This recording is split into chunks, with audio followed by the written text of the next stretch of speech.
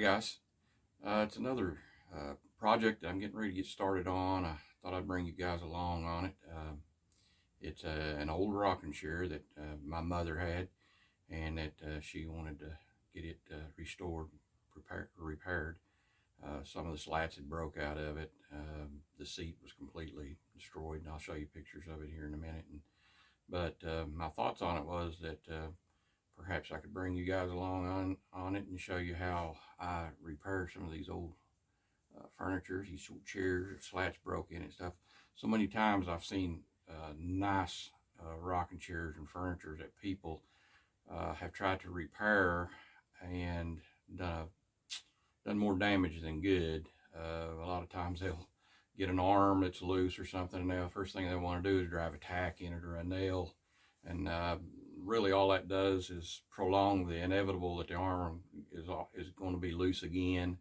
It also splits the wood a lot of times underneath and causes even further damage. So come along if you want to and enjoy this. And I know it's going to be a fun project. I've done this type of stuff before, and the end results is always fulfilling for me, to take something old and busted and that's had a lot of wear. A lot of people have no doubt rocked in this old rocking chair on the front porch, and I like to take things like that and restore it, get some further use out of it. And so come along, join in with me and watch this video, and we'll try to get into some interesting things, maybe learn a few things that you could do these repairs at home. Okay, here's the old rocking chair that I wanted to show you what it looked like. Pretty bad shape. The rocker seemed to be okay, but I have examined this rocking chair and every joint on it nearly is loose.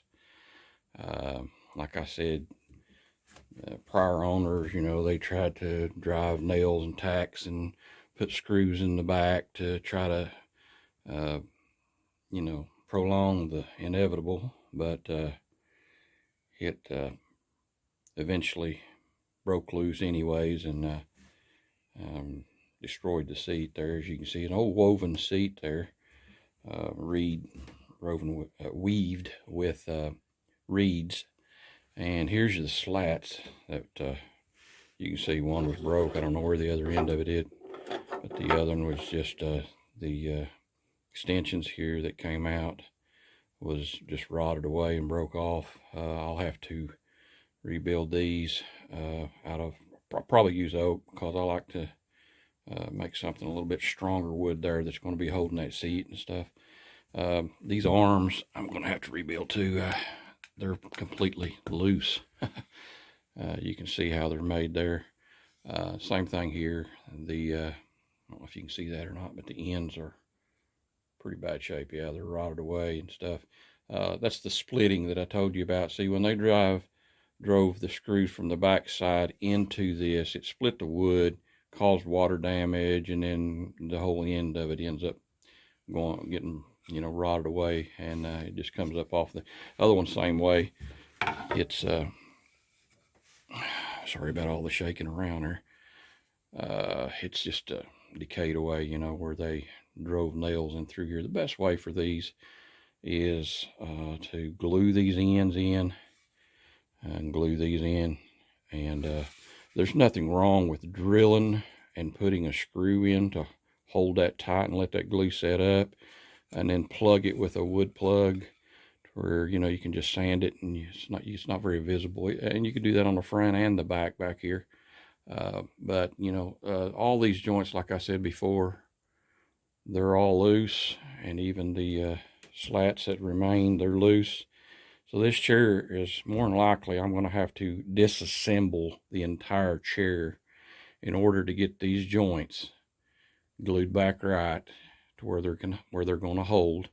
Because if you have one joint here that's loose and one joint here that's loose, and you're setting in it and rocking, eventually this joint and this joint on opposite sides is going to work themselves loose too. You got to have all the joints tight, especially in the slats and the framing of it, or it will all eventually work loose and loose and loose until it's just like it is right now. It's just not fit for anything. You certainly can't set in it or use it. But stay tuned, and we're going to get started in on this. It should be a nice repair. The seat and stuff, I've not really made up my mind how I'm going to repair that yet. I will probably use some webbing, and I'll get into that a little more in depth later. Just wanted to show you this quick tip, guys. Right here on the risers where these arms mounted, they drove nails down through here, and I got most of them out, but there's one that's still there. It doesn't have a head. I can't even get my hammer claw to hook to it. So just a little quick tip. You can see this is split where they drove that nail down in there. We don't want to damage this no more than it already is. So just a quick tip here to show you. Take you some vice grips, hook on there, hook your hammer, then your claws up under it. Take you a wood mallet or something and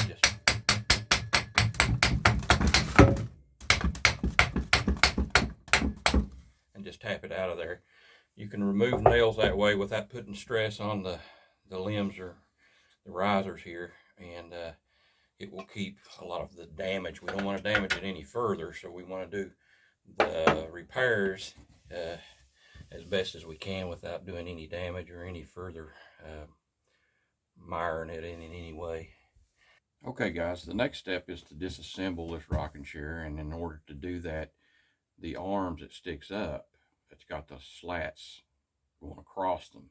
I have to spread those in order to get the old slats out. Now they're plumb loose, so it should just spread, and I can remove those because those holes have to be cleaned out.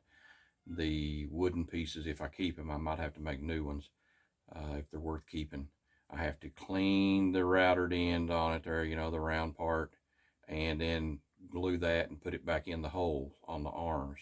But in order to spread that, to keep from damaging anything, you take a simple clamp like this right here. Now, of course, this clamp, it clamps this way, but as you can see on this side, there's a little screw here. You just take these ends off, and you can put it on the opposite end, like I have this one here.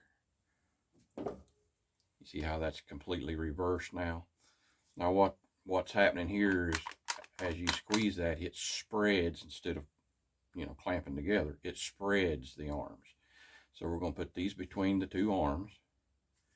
I'm going to clamp it, start working the clamp, and it'll spread. Now we don't want to spread it too much. That's why that it's good to have a clamp like this, and you know, you don't go too far with it and break something. So you just kind of ease it until it opens it up enough to where you can work your slat out of there and clean it up, and then put it back in the hole, like I said, glued. Now we'll disassemble it all before we go to putting any of it back. But it's just, I just wanted to show you that it's a good little tool to be using on this kind of stuff. So I put my clamp in here. I had to use a little piece of wood on this side because my clamp wouldn't open up enough. But once I put this piece of wood on this side, I worked my clamp to where it started spreading, and you can see slat pulled plumb out and popped out. So now I just have to pull it out of this side here, and I can remove this slat, and then I'll work on the side slat, removing it the same way, putting my spreader in here like so.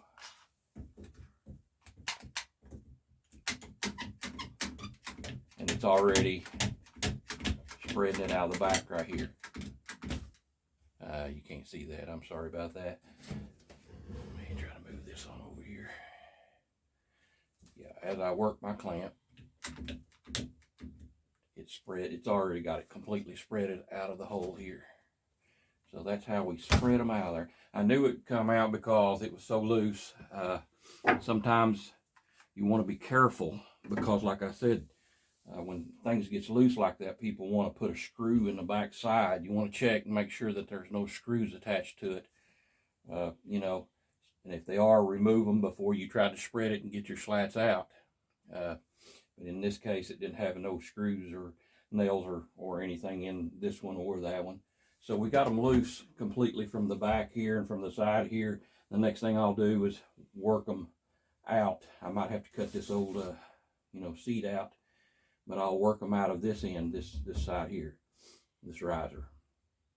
Once I get that out, I'll go to the second level and I'll remove these bottom slats. And then I'll have it all completely loose other than the legs and the back. Now what I want to do is, once I get the back unattached from the legs and the whole thing, all of it disassembled, the first thing I want to do is start working on this back to get these pressed out. And they come out the same way. You use your spreader, and they'll be re-glued, put back in, re-glued. And I'm going to try to even maybe disassemble these and get them re-glued too. But I did notice that on the back, they do have these tacked. So somebody has tried to, they had to have these tacked in. So somebody has tried to, you know, fix it before. So I'm going to have to take the tacks out, disassemble it, re-glue it, press it all in with the clamps, let it set. And then I'll have the back done first. And then we'll work on the legs, the rockers, getting these risers back in. And then the last thing we'll do, we'll put our railing here, these slats that I'm taking out right now, we'll put them back in and glue it up. Once this all gets glued up and it's strong enough for my, you know, desires, I may have to drill small holes and put screws, good screws in there to hold that together and let the glue set up good and tight, and then I can put some wooden dowels on the back side to cover the screws and sand that. This is going to be painted, so I doubt seriously if you'd be able to even see, you know, where I put the wood pegs back in to cover the screw heads. But that's where we're at. I just wanted to, you know, do this little quickie to show you how it spreads and how it works good there. As you can see, this is the back of the chair that I took loose. And of course, I thought the rockers was going to be tight enough, but the one rocker in the back was completely, I mean, the more I wiggled it, it just kept getting looser and looser. So I just went ahead and tapped that out. I want to make sure all these joints are good and tight before I start to, you know, repair it completely. These are the holes here. You can see that I cleaned out. There was broke off pieces in there. Nails I had to pull out and stuff. And then of course I took the air compressor and blowed those holes out good, and took them out all the ways. Didn't leave any glue. This is the slats for the backing, the back railing, and they had some tacks in the top but not in the bottom. So I knocked those out and then took my needle nose pliers down in there and wiggled and broke out the old nails, and there's one left right there. I'm gonna have to take it out. And we're getting ready to start gluing this back together again. The way that I got these broke pieces out, you can see this hole here, it was completely just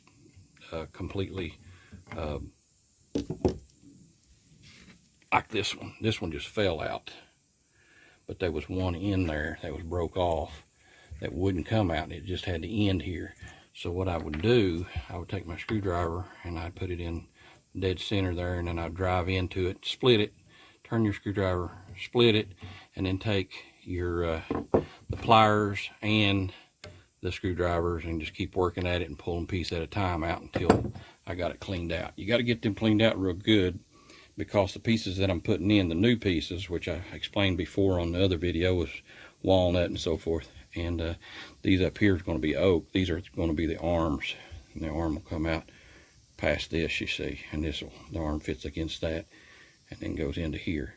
So these are going to be red oak, these arms. I've already got them cut out with the scroll saw, and they're laying up here on the bench. I might as well just go ahead and show you that on the table saw here. So I got these cut out, and you can see this is where the big legs come in. And I'm going to cut that out too, down to size where it can countersink into that, and then on the other side I might have to put one screw to hold that till the glue sets up good. Now since I got everything cut out and all the parts is ready to reassemble here, it's just a matter of gluing it and you know, using my clamps to clamp it in place until the glue sets up good and tight. Once I get the frame fixed and put back together, then we can start on the you know, relacing the seat, and I've got a few ideas I've been working on there, and I'll share with you later. Okay guys, I got the chair back together, all glued up, all the parts, the sides and the railings and so forth, and even the back. I did have to take the rockers off after I got to looking at them. They just kept loosening worse and worse, and just to be sure, I went ahead and popped them off, glued them back on, and even took like the other video showed, took the back out of it, glued it back in. I want to make sure all this is good and tight, every part. So just about all of it's glued back, and you can see the parts that I built here, here, because they were broke out. I replaced those. And now the arms, and I showed you a little bit of that the other day, but over here you could see table saw here. I didn't have a Forstner bit to fit this size, this diameter, so I took a hole saw, sawed this down to the depth that I wanted, and then I took a smaller bit and just went in, and just kind of gnarled that out. Now what I'm going to do, I'm going to take my Dremel. It's got a little Dremel tool with a little round eat away bit that I can just set down in there and just clean all this up good and flush and clean it out. If you don't have a Forstner bit, there's no sense of going paying $20 for a Forstner bit when you're just going to use it once in a blue moon. I mean, I'm talking about an oddball size like this is. Now I do have Forstner bits, but they're you know, normal size, 1 inch, 2 inch. I think this one was like I'm thinking it was 1 1/4 inch, no, 1 3/4 inch. And so stuff like that, you know, it has a way of, you got a little small shop like me, has a way of just eating into, you know, your money, and you don't hardly ever use it. So do it like this. There's other ways to get around it. Takes a little more time, but I'm not in no big hurry. Just gonna get these dressed up and cleaned up. I've already got the ends rounded up and ready to go back into the rocking chair.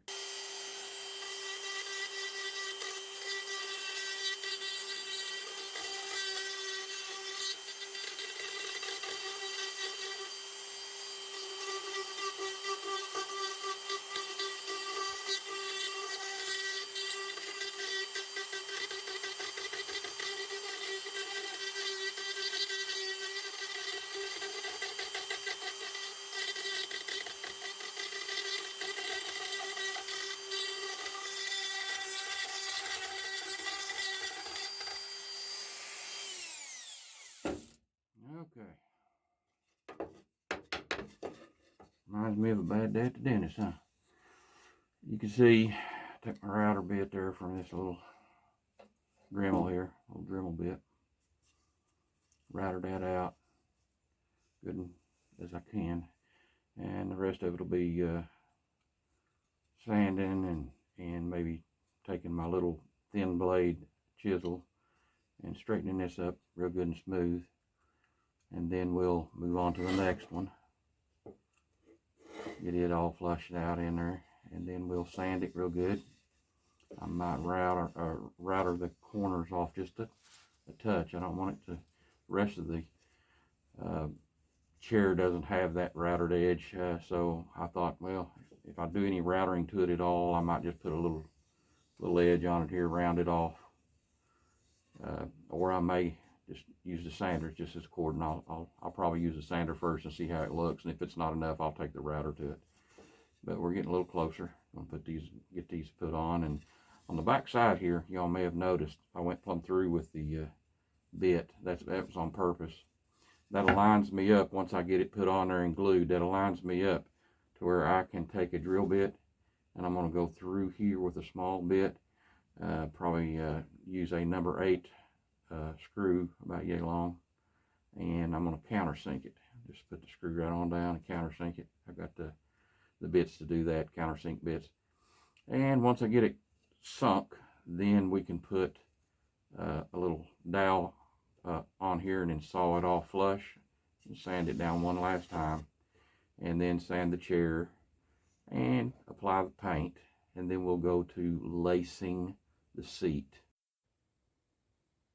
Okay guys, I just wanted to show you this real quick. This drill bit right here is called a countersink drill bit. You can get these in kits. This is a number 8. It's got an 8 right there on it. It's got a little Allen screw right here that you take your Allen wrench and you tighten, and you can lengthen your drill bit what length you need. Now these are 1.5 inch number 8 screws, so that matches the ends here of these screws. So when I drill in, I'm going to drill in the depth. I'm talking about the arms of the rocking chair. I'm going to drill in the depth of this screw, plus I'm going to, drill a little bit deeper, and it will leave a opening. After you put the screw in, it'll leave a little space about that much above the screw and the surface of the arm. And then I take the dowel and I put glue in the hole, glue the dowel rod in, and then take a saw and just saw it off. And it plugs the hole. A lot of times it's hard to even see where the hole actually was when you drilled in. Here you can see what I'm talking about. I've got the arms in place. I'm getting ready to mark them, and then I'll put the glue in there and stick them in the back part and make sure they go in the front here when they countersink in here. And then these holes here, I'll go right in through there with the drill bit, the countersink drill bit. It'll open up a hole on top, but it'll keep this same size hole all the way into the leg, about that much, and that will hold it in place until all this glue in here sets up good and tight. And then I'll put the plug in and saw it off and then sand it. And then when we get that far, the whole chair will be sanded, painted. I think we're going to go with black because the rest of the furniture on the porch is black. Here it is installed, screws in place. You can see it's down deep enough to where I can drop a dowel in there. Another way you can do that is you can mix the sawdust laying all over the floor. Pardon the mess. I've been doing a lot of projects back to back and I ain't had time to clean up. But you can take some of that sawdust, mix it with some wood glue, and you can put it in that hole and then sand it. You can't even hardly tell it's there. But we got that on both sides now. We've got it glued good in the back. Also, I wanted to show you guys this. This, if I can get out of the shade here. This rocking chair had a defect, a hole in it right here. It looked like somebody had actually knocked a knot out of it or something through time. Maybe it was already in it. But anyways, I went ahead and drilled that and put a dowel in it and then just sawed it off. Now all I've got to do is sand it when I sand the rest of the paint and so forth. And it should help the looks of it a lot better than just a hole there, So, just this same process of drilling these holes and using dowels as plugs goes a long way. You got to glue them good, glue them right, and make sure you put plenty of glue and have you a good glue rag when it drips out. When you pound it in, it drips out. Just wipe it off and let it set up good, and then saw it off. And that's what we're going to continue to do, unless we use, like I said, the sawdust and some glue in these here. It'll work just as good. It just plugs the hole up, and then when you sand it, it makes a nice finish for your paint. Now, if I was going to urethane this, I'd definitely use the dowel pins because it just looks better. But since I'm going to paint it, some sawdust and some glue just on the top of them screw holes there will work great, just to plug it over, sand it down real smooth. You probably won't even be able to tell it once the paint's applied. That's where we're at. Okay, guys, I've recently been thinking about the bottom part of this rocking chair and how that I told you before we was going to lace it in with some webbing.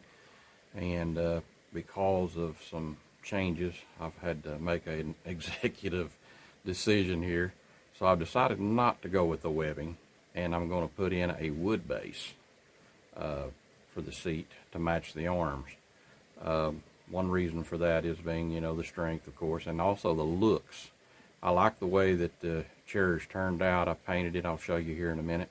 I like the way that the arm contrasts. The two arms are the oak, and I left them plain, and the rest of the chair I've painted, and I'm going to show you that here in just a second. Okay, here's the chair that I was going to show you. I got it painted. Turned out pretty good. Looks good. But these arms here, the oak. I'm also going to do the bottom here in oak, and I'm going to polyurethane the arms and the base and show you that. And up here, it's going to go ahead and show you the base that I've already got laid out. This is going to be the base that is going to sit on the chair. Of course, this is upside down. These railings are I'm going to be able to screw through those and fasten it to the chair. The existing, dowel rods that's in the chair will lay right in here, and then I'll screw through this into that about 3 times in the front, 3 times in the back should be enough. And then I'm going to flip this over, sand it good, polyurethane it all front and back, put it on the chair. So that's coming up next. And the next video that you'll see should be finished product. All right, guys, there it is, completely done, painted, urethane bottoms, seat in it, and the arms. Been a fun project. Thanks for coming along. God bless.